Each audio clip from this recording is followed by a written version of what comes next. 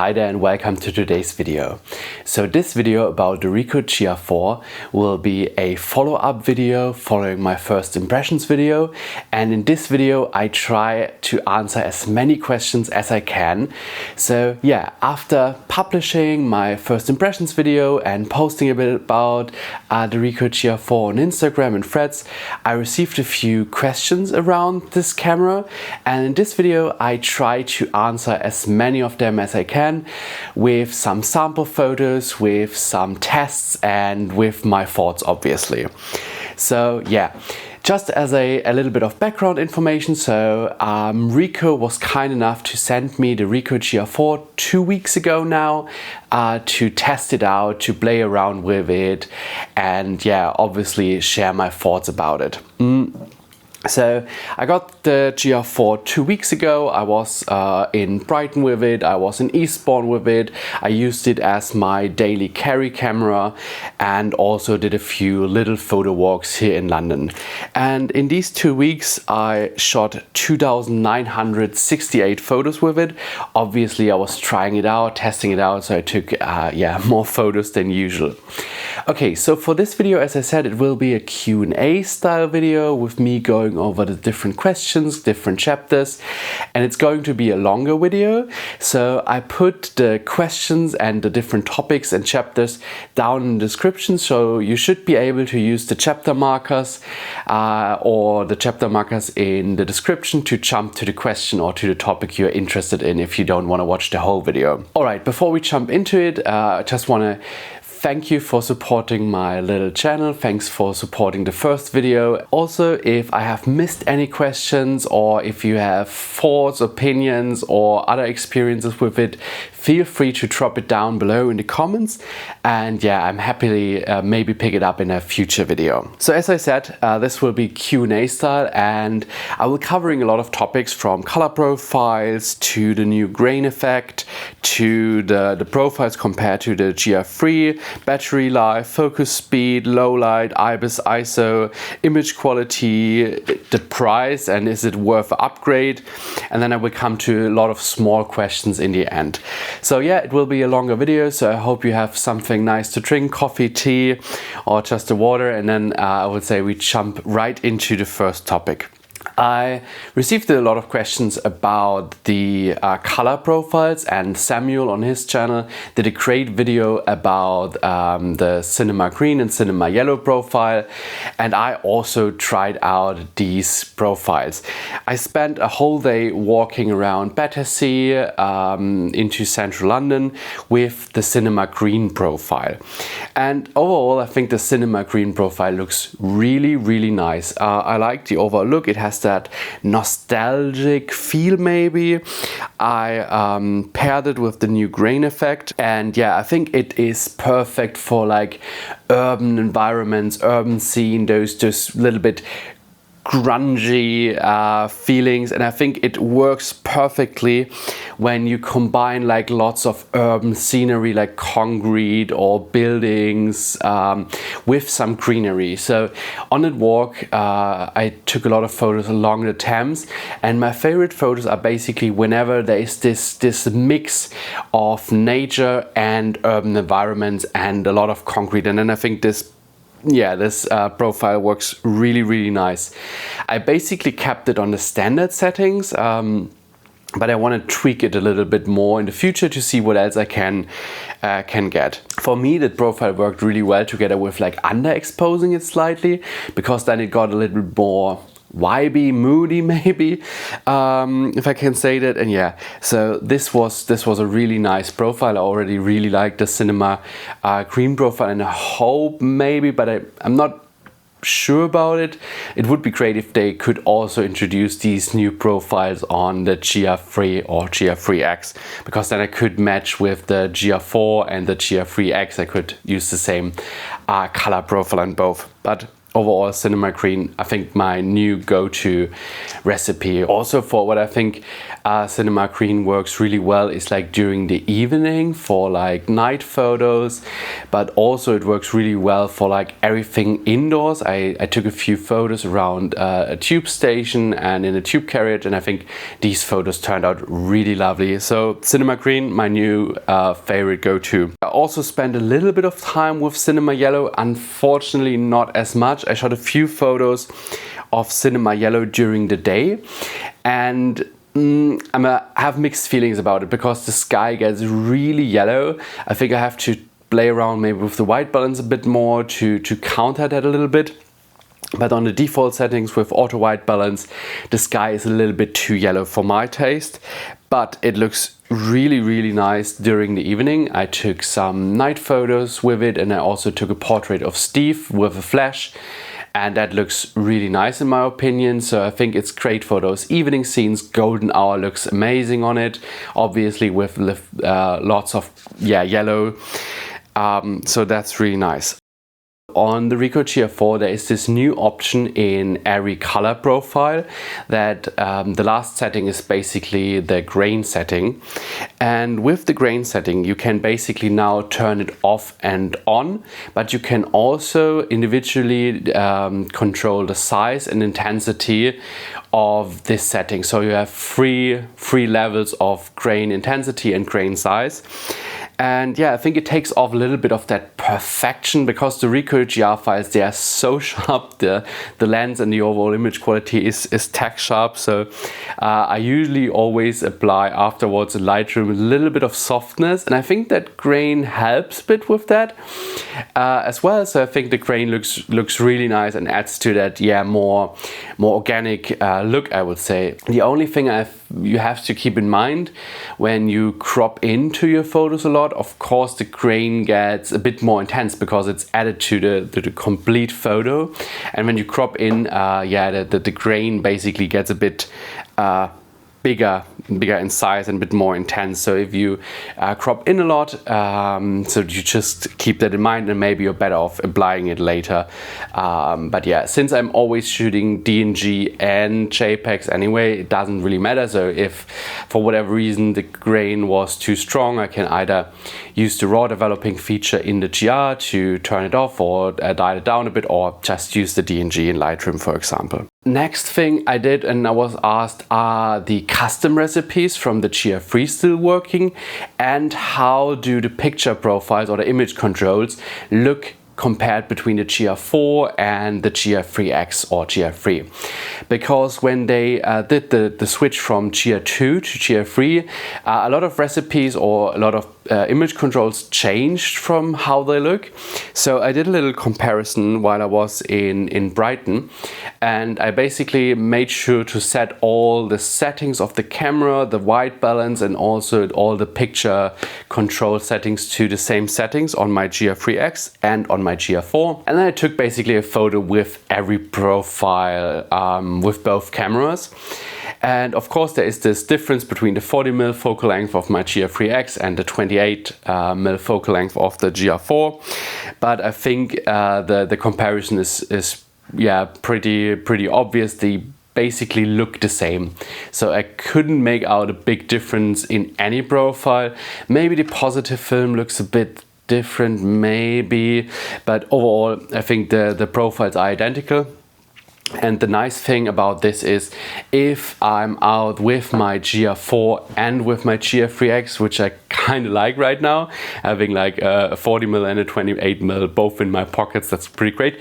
But if you're out with like a GR III and a GR IV together, you can basically match. So if you have a recipe you like, so I usually use Reggie's Ricoh recipe, and I also tested that, looks also kind of the same basically, and you can dial in the same recipes on both cameras, and yeah, then you have pretty much the same JPEGs, which I really like, so you can mix and match these cameras. The next thing, which is obviously one of the biggest changes with the bigger battery,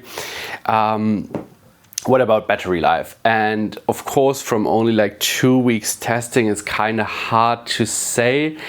and a lot of the battery life of the GR4 depends on how long you have turned it on between your pictures. Basically, if you just turn it on, take a picture, turn it off again, the battery will last you for very long. So even with the GR3X, I was able to take 500, 600 pictures with one battery. But if you walking around having the camera on standby or with the display turned on all the time, the battery drains really fast. So it's honestly really hard to do a comparison for me. But from my impression, yes, the battery improved a lot, but it's not like you could just keep it running the whole day with one battery and just have your display on all the time and it will last you a whole day. So I think that's definitely not the case. So just as a little example, so in Brighton, when I was out the whole day, I think I was out between 11 and then I took 650 photos, screen brightness all the way to +2 because it was super bright. And I think after 650 images in the evening right before sunset, the battery died. I think that's quite good. I would still carry either a power bank or an additional battery if you're really out a whole day from morning to evening and shooting a lot. But I think it definitely improved, and it's more than enough for like a casual walk around, casual day shooting. Also, what I noticed, I think the battery now charges way faster. So when the battery died in Brighton, I had it on my power bank for like half an hour, and then I was good for the whole evening again. So what I usually do or did with the Ricoh GR3X, when I was walking around a whole day and whenever I did a break for having a coffee sitting in a restaurant, I was just plugging in the Ricoh GR3X into my power bank, and then I never had an issue with battery life, to be honest. But again, it depends a lot on how you use your camera, what display brightness you choose and stuff like that. So I think that's still a major factor. So I hope you have something nice to drink as well. The next section with another improvement and a few questions around that was the focus speed and how the face detection, for example, works for portraits. Now, after testing it for like during daylight, during evening, during the night, for portraits, for landscapes and everything, I have to say it improved a lot. But, and I mentioned it in my last video already, it is not perfect. So especially during the night, I still noticed a little bit of that hunting where the focus goes back and forth a little to try confirm the focus, and especially in very low light situations with low contrast, that's still the case. But it improved a lot, and I think that's especially noticing like everyday shooting and everyday like walk around. I think you noticed that a lot, that even if the GR3X confirmed focus immediately, the GR4 is still faster in that regard. So yeah, you press it and it's immediately in focus. But still, again, from time to time, it still has this hunting behavior. So I think it's hard to describe, to be honest. So I recorded a few examples, as you can see. And there you can get an impression of how it looks, how the single point looks, how the auto area looks, and also how the tracking looks. Yeah, what my impression also was, the face detection works way better. So I took a few portraits, even in very low light, with a flash. The face detection worked surprisingly well. There is this limit, of course, when the person is too far away, the face detection doesn't kick in. It doesn't have a human detection where it detects the whole body, but only the face. So you have to get up close for this detection to work. And I took a few portraits on f2.8 with a flash of Steve, so I think that turned out quite nice. And yeah, overall it improved. I think there's still room for improvements, but it got way better than the GR3X, for example. The next test I did was all around low light, and that I wanted to test in two different areas. So the first one was low light with the IBIS. So how long can you hold still until you get a blurry image, handhold with the IBIS unit? How did that improve? And also, how does pictures look with high ISO? Let's start with the ISO test first. So I did 2 tests, one near South Bank and one in an underground station. And what I noticed, I think till ISO 12,800, the images look totally fine, they look great. Super usable. I think after 12,800 they start to get a little color shift, so I think you could still work with denoise or something, but you have to do something, I think, especially in the corners, that the colors get a bit muddy. But as I said, until ISO 12,800, no issues, I would use it. I mean, I'm not a pixel peeper in that regard, so I usually just set it to ISO automatic and then whatever the camera wants, because all the day I prefer a grainy image rather than no image or a blurry image, because you had to choose a slower shutter speed. But I think, yeah, up to 12,800, as I said, super usable. Above that, yeah, depends on the situation, but you can definitely see above 12,800 that it's getting grainier and colors shifted, get a bit muddier. But I think for me that's totally fine. So rarely rely on ISOs higher than 12,800, so that's fine for me. And then for the IBIS, I was super impressed. So a little bit of background info. So all the IBIS test I did was like hand holding it with 2 hands. But I made sure to not lean against anything or like stabilizing it like that, because that could improve the results. But I really wanted to see what can I achieve if I hold it like that. And of course it took some trials and also some concentration to hold it still.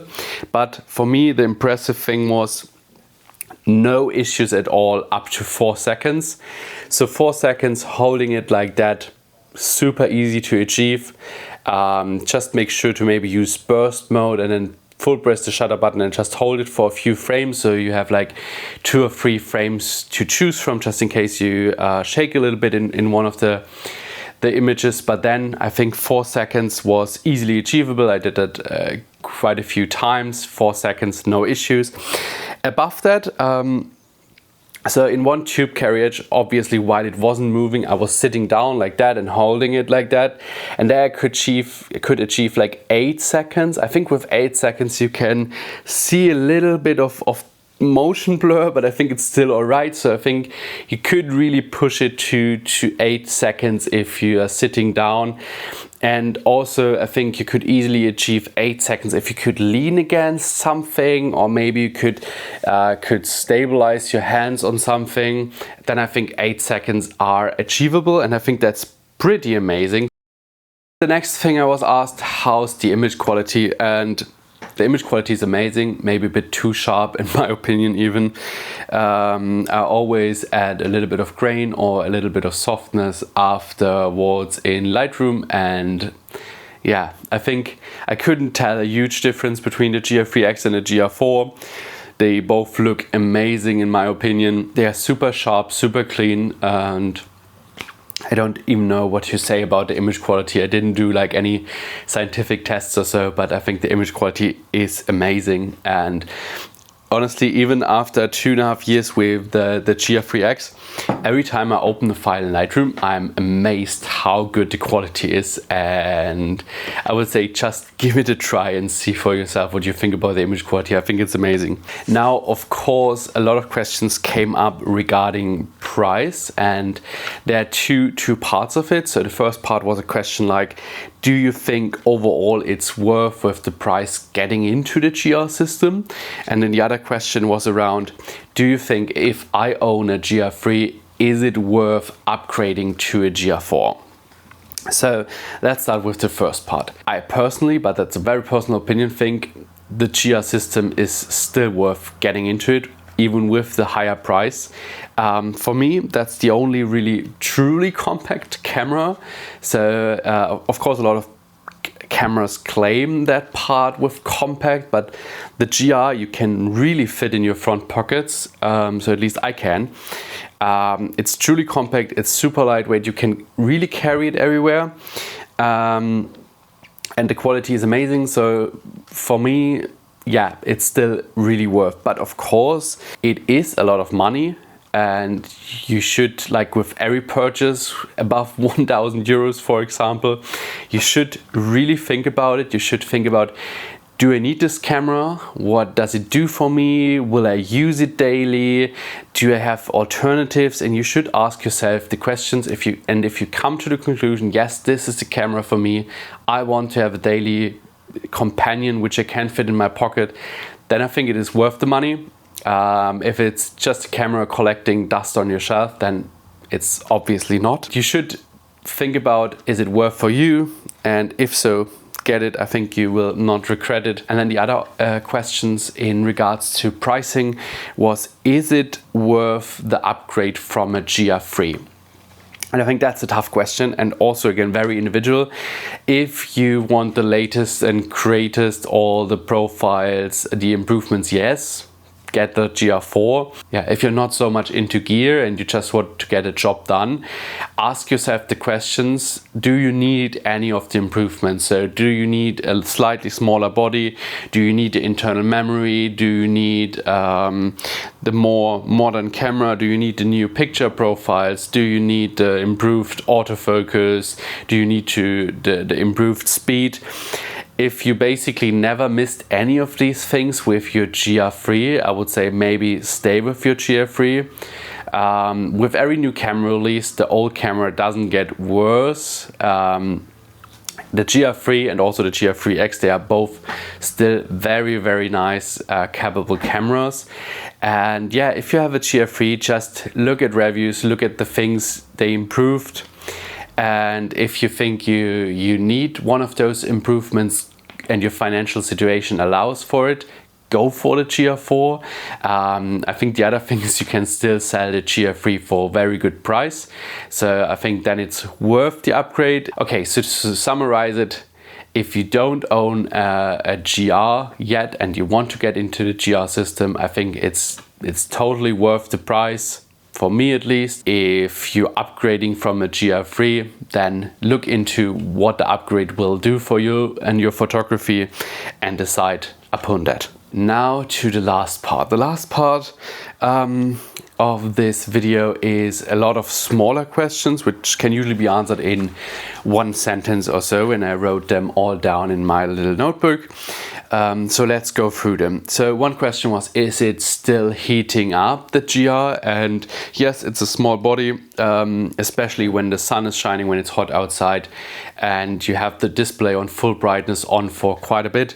It's still getting warm, not uncomfortably warm, but still you can feel it that it's heating it up. Okay, another question is it worth waiting either for the HDF version of the GR4 or is it worth waiting for the GR4X for the 40mm version? I always have the same opinion on waiting on a camera. If you want a camera now, you want to make a trip, you have a trip upcoming, you have a photo project upcoming, you have something upcoming, you want to document and you think the GR would be a good fit, get one now. I would honestly never wait for a camera release because I think all the cameras released in the last 10 years are very capable cameras. Of course, if you say, ooh, maybe I want to upgrade in the future, then yeah, wait for the next version. But if you have a trip upcoming, you need a camera now, get one now. Don't wait.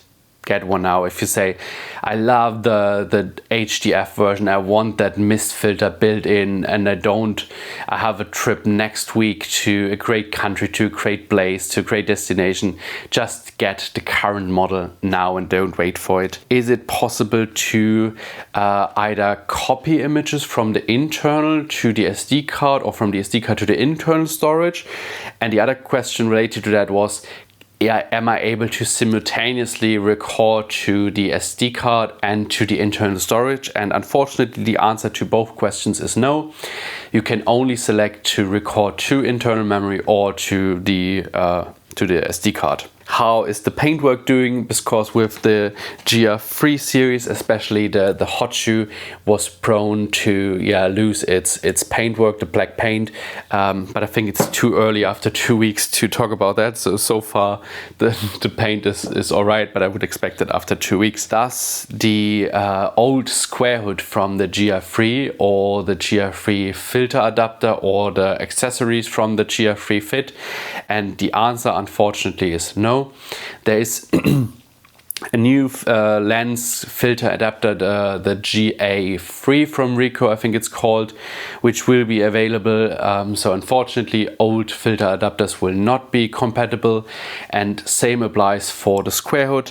I talked to Square Hood and they said no, their square hood for the GR3 is not compatible with the GR4.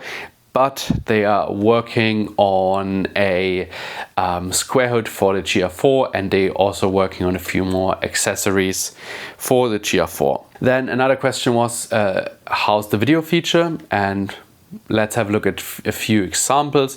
I think it's still not great. I would still rather prefer to film on an action cam or on my phone. I only shot, I think, one video with the GR3X. I'm not really interested in shooting video with it. Sometimes it would be nice to have these great colors in video as well, but didn't improve in that area, or maybe it improved, but I think still it's not great. Can you customize the buttons was another question. Yes, you can customize basically every single button. You can customize the dials, you can customize the adjustment menu. I think you can customize everything. The only exception is the macro button. You can't customize that, but apart from that, all buttons are customizable. Can you charge it with a power bank? And I already mentioned that. Yes, the charging is also quite fast. And can you use it with a power bank while charging? And that's also yes. So if you're out of battery and you desperately need to take photos, just put the power bank in your bag or in your pocket, connect the cable and shoot while connected to power bank. So that's possible. Even though it's not really nice to have a cable going out of your camera, it's possible if you need to. Last question, did they fix the dust issue? And again, I think it's a little bit early. I personally don't have an issue with dust on my GR3X. I carry it daily, either in a little hip bag, sling bag, or in my pockets. I don't see dust in my regular shooting scenario. So of course, if I would shoot the blue sky f/16, then probably I can see dust, but I don't do that. So I personally don't have an issue with dust on the GR3, but the question came up, did they fix it on the GR4? It's too early to tell. I can't tell you that, so time will tell. But what I can tell you, they improved. On the one hand side, they improved the lens design, so that it's sucking in less dust and less air. So that should help with dust. And the other thing, I'm not an expert about this, but I read it that they have a new an anti-static layer on top of the sensor now, or an improved one. So in theory, dust should be less likely to settle on the sensor, and you have this dust removal, which you can basically turn on every startup and shutdown. And I think it just moves the sensor a little bit to shake off dust. So at least that's how I understand it. I think that's, but I think we need to wait like a year or so. If you have any more questions which I didn't answer, or you want to ask me something about the GR3X, GR4, whatever, drop a comment down below.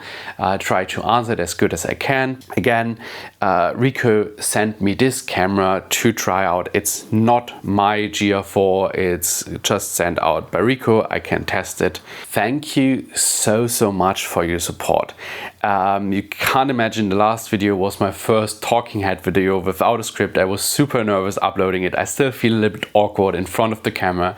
So reading all these supportive comments and all the positive feedback was honestly really nice. As I said, I still struggle a little bit in front of the camera, so it was so wholesome to read the comments and to see that you liked the video. It really helps my super small channel, and I'm excited to do more more videos like this with a more gear focus, but I'm also really excited to do more videos like I did in the past about my trips, about my photo adventures, about my travels. So I'm excited for both, and we will all see how this channel will develop in the future. I still want to keep up with that, uploading a video every 2 to 3 weeks. And yeah, as I said, I appreciate your support so much. So thank you everyone for watching, and I see you in the next video. Thanks. Cheers.